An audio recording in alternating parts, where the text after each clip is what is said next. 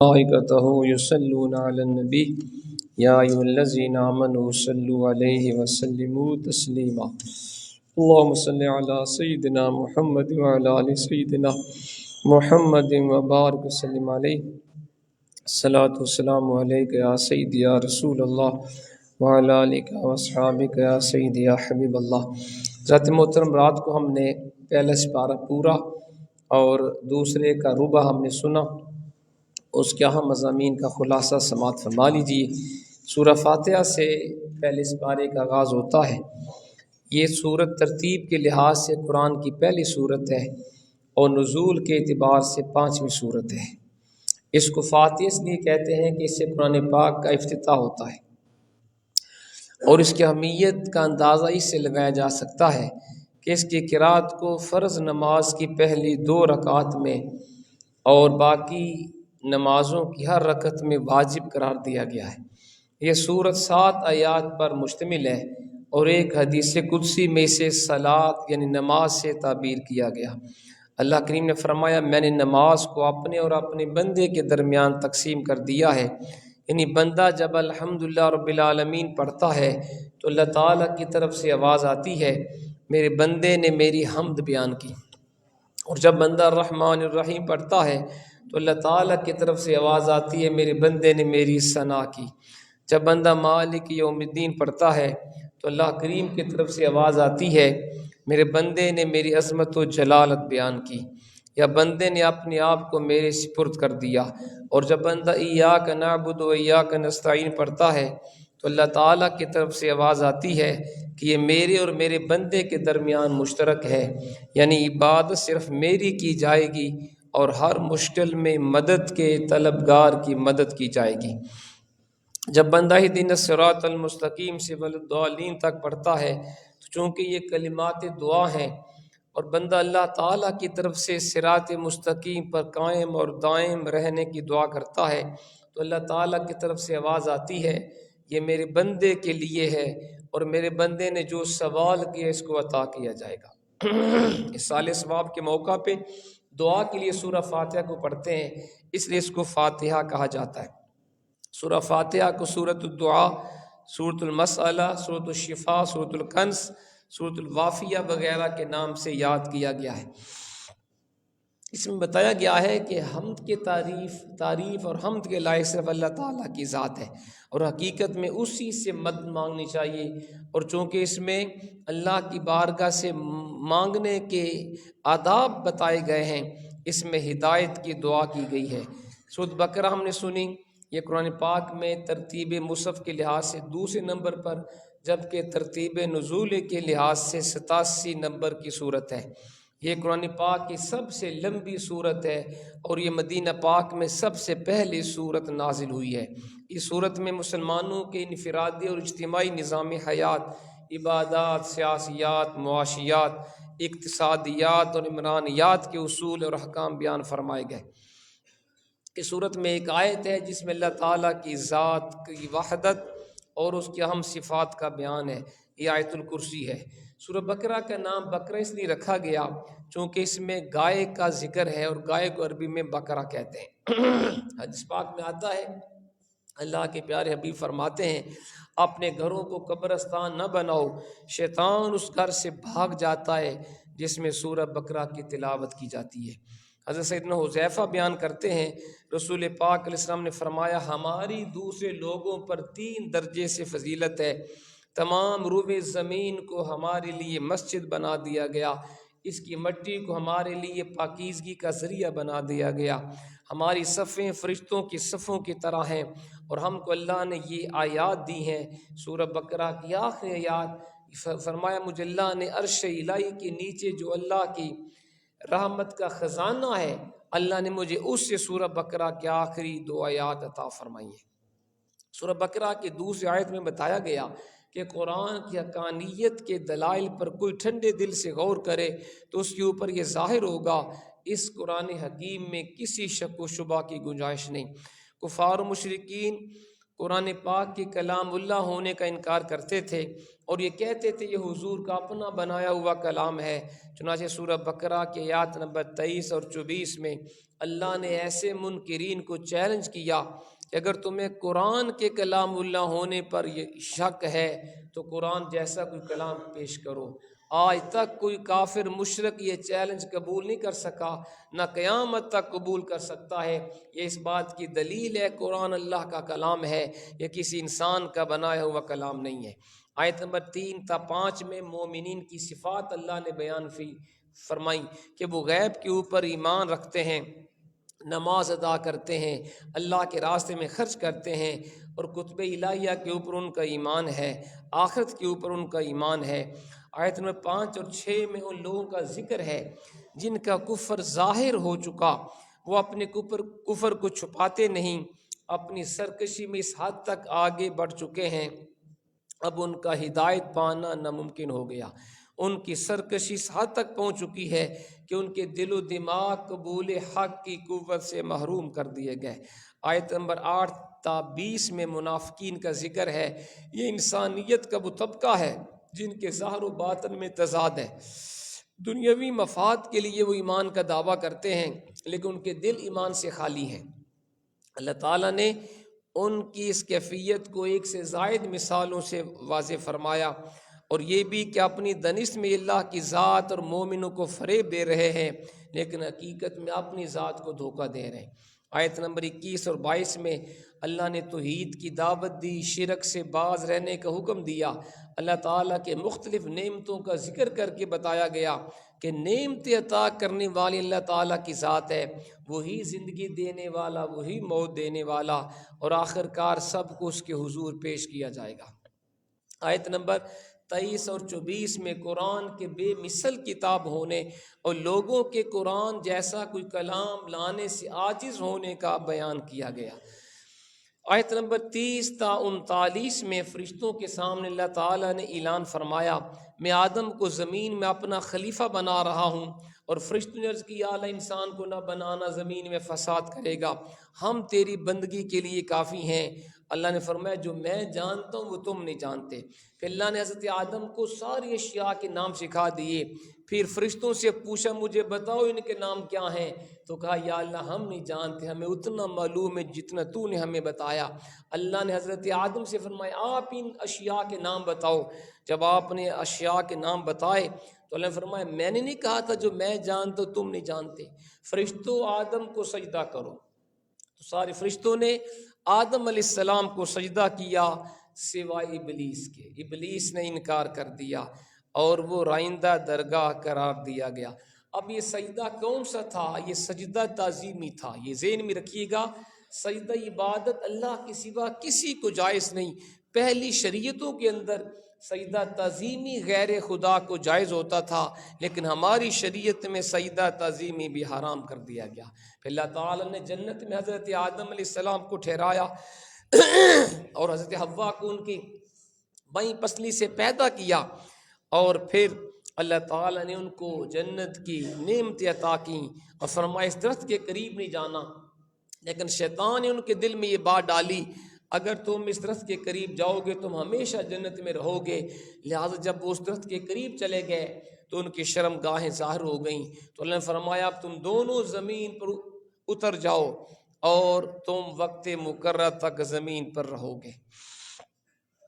اور پھر انہوں نے حضور کے وسیلے سے دعا کی تھی حضرت آدم حوا نے، تو اللہ نے حضور کے وسیلے کی برکت سے ان کی توبہ قبول فرما لی۔ اس کے بعد متعدد آیات میں اللہ کریم نے بنی اسرائیل کے اوپر جو انعامات کیے اس کا ذکر کیا، اور جو بنی اسرائیل نے خدا کے انعامات کی ناشکری کی قرآن اس کا ذکر بھی کیا ہے۔ فرمایا اللہ کریم نے ان کے اوپر بے شمار نعمتیں عطا کی بنی اسرائیل کو۔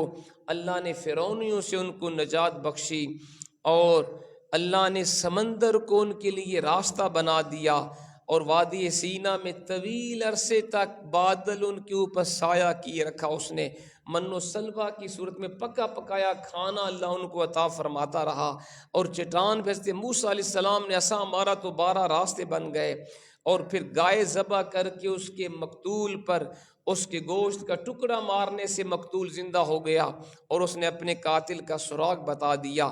تو یہ ساری نعمتیں اللہ نے ذکر کی، لیکن فرمایا کہ پھر بھی بنی اسرائیل نے خدا کا شکر ادا نہیں کیا، اور ان کے علماء کے فعل و قول میں تضاد تھا۔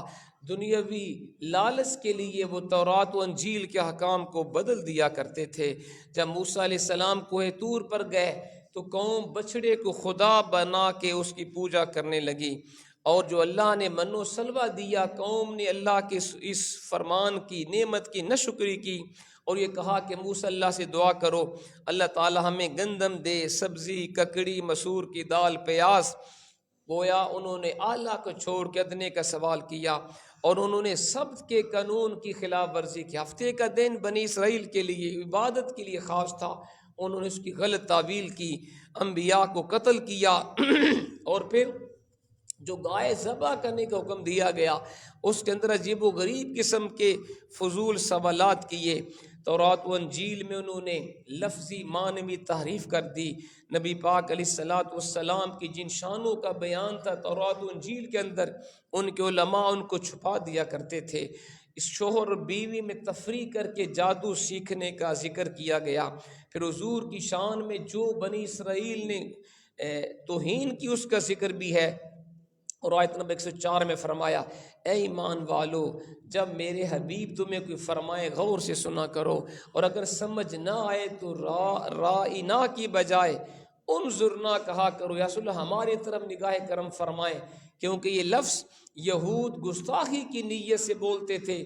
اللہ نے اس حرف کو بھی بولنے سے منع فرمایا ایمان والوں کو جس میں گستاخی کا شائبہ بھی ہے۔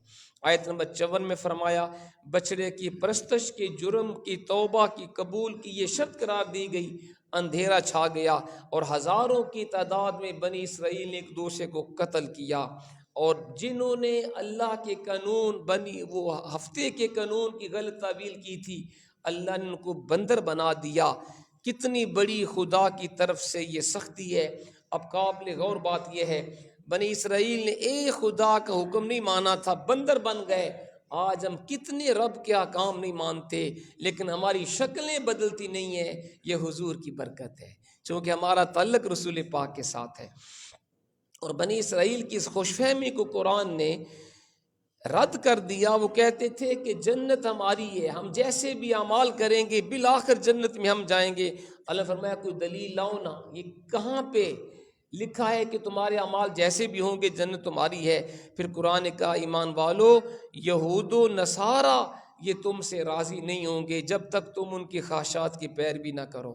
اور آیت نمبر 123 میں اللہ نے ابراہیم علیہ السلام کے منصب امامت پہ فائز کیے جانے کا ذکر ہے۔ اس کی بعد والے آیات میں حضرت ابراہیم اسماعیل علیہ السلام کا مل کر بیت اللہ شریف کو بنانے کا ذکر ہے۔ پھر جب خانہ کعبے کو بنا لیا تو دونوں انبیاء نے اللہ سے دعا کی، اللہ ہم تیرا گھر بنا دیا، اب اس گھر کو آباد کرنے کے لیے نبی آخر الزمان بھیج دے۔ حضور کے لیے دعا کی، یا اللہ ایسا رسول بھیج جو قرآن پڑھ کے سنائے، جو قرآن و سنت کی تعلیم دے، لوگوں کے ظاہر و باطن کو پاک کرے۔ کیا پتہ چلا؟ علماء انبیاء کے وارث ہوتے ہیں، لہٰذا عالم حق کی پہچان یہ ہے وہ قرآن بیان کرتا ہے، قرآن کی آیات سے درس قرآن دیتا ہے، قرآن کی آیات کا ترجمہ تفسیر جو بتائے وہ عالم ہے۔ جو قرآن و سنت کو چھوڑ کے قصے کہانیاں اور ہنسنے والی باتیں بتائیں وہ عالم نہیں ہوتا، یہ قرآن نے ہمیں بتا دیا۔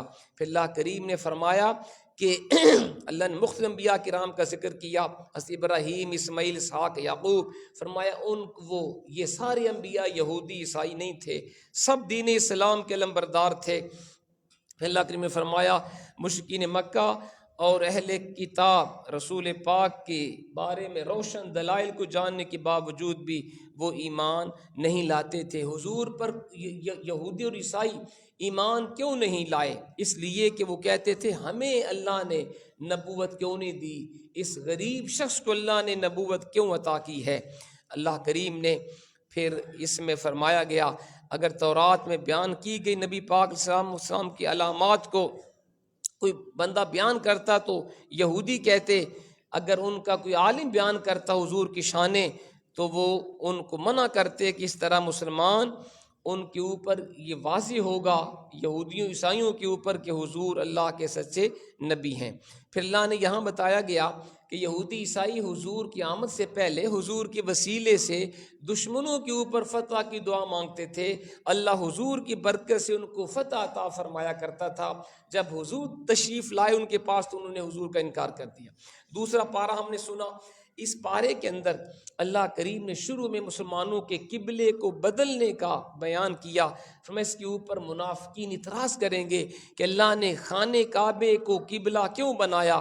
فرمایا اصل میں حضور نے جب ہجرت فرمائی مدینہ پاک کی طرف تو 16-17 مہینے رسول پاک علیہ السلام بیت المقدس کی طرف منہ کر کے نماز پڑھتے رہے، لیکن حضور کی تمنا تھی وہ بیت اللہ جس کو میرے جد ابراہیم علیہ السلام اسماعیل نے بنایا ہے، کاش اللہ اس کو ہمارا قبلہ بنا دے۔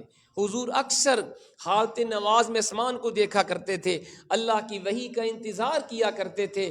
بالآخر حضور ایک دفعہ ظہر کی نماز پڑھا رہے تھے، 2 رکعت آپ نے ادا فرما لی، آسمان کو دیکھ رہے تھے، اللہ نے وحی بھیجی، میں حبیب آپ کا چہرہ انور بار بار آسمان کی طرف اٹھایا جانا ہم دیکھ رہے ہیں، اے حبیب اپنا چہرہ پھیر لو، جس قبلے کو آپ کعبہ بنانا چاہتے ہیں چہرہ پھیرنا آپ کا کام ہے، بیت اللہ کو قبلہ بنانا ہمارا کام۔ یہ حضور کی شان ہے۔ آپ نے فرمایا حبیب جس کو آپ قبلہ بنائیں گے ہم اسی کو بیت اللہ بنا دیں گے، اپنا چہرہ بیت اللہ کی طرف پھیر لو۔ حضور نے حالت نماز میں اپنا چہرہ انور بیت المقدس سے ہٹا کر خانے کعبے کی طرف کر لیا۔ جب صحابہ نے دیکھا، یہ نہیں کہا نماز پڑھ لیں حضور سے پوچھیں گے ہم کیا کریں، جب صحابہ نے دیکھا ہمارے پیارے آقا علیہ السلام کا چہرہ انور بیت اللہ کی طرف آپ نے چہرہ پھیر لیا ہے، صحابہ نے حالت نماز میں اپنے چہرے بیت اللہ کی طرف کر لیے۔ یہ صحابہ کرام کی کامیابی کا راز تھا، وہ حضور کے سچے غلام تھے جو امر رسول پاک کو کرتے ہوئے صحابہ دیکھا کرتے تھے، آنکھیں بند کر کے عمل کر لیا کرتے تھے۔ آج ہم جو ذلیل و خوار ہیں اس کی مین وجہ یہ ہے ہم نے سنت مصطفیٰ کو چھوڑ دی ہے۔ ہم کوئی بھی کام کریں، خوشی غمی ہو، ہم یہ نہیں دیکھتے قرآن و سنت کا حکم کیا ہے، ہم کہتے ہیں ہمارے باپ دادا نے جو کیا ہم بھی وہی کریں گے، تو یہ کامیابی نہیں ہے، کامیابی اللہ کے رسول کی اطاعت میں ہے۔ پھر اللہ نے فرمایا یہ یہودی عیسائی رسول پاک کو اس طرح یہ پہچانتے ہیں جیسے اپنے بچوں کو پہچانتے تھے، لیکن پھر بھی ہٹ دھرمی تعصب کی وجہ سے حضور پر ایمان نہیں لائے۔ آیت نمبر 153 اور 54 میں 53 سے 55 تک یہ فرمایا ہر مصیبت کے وقت صبر اور نماز سے اللہ کی مدد طلب کیا کرو، اور فرمایا ہم تمہیں آزمائیں گے کبھی بھوک سے، مال جان میں کمی سے، اور حبیب خوشخبری ہے صبر کرنے والوں کو۔ پھر فرمایا کہ جو لوگ دین کی حقانیت کے روشن دلائل پیغامی حق کو چھپاتے ہیں ان پہ اللہ کی فرشتوں کی سارے لوگوں کی لعنت ہے، جو ایمان نہیں لائیں گے کفر و شرک کریں گے وہ ہمیشہ ہمیشہ جہنم میں رہیں گے۔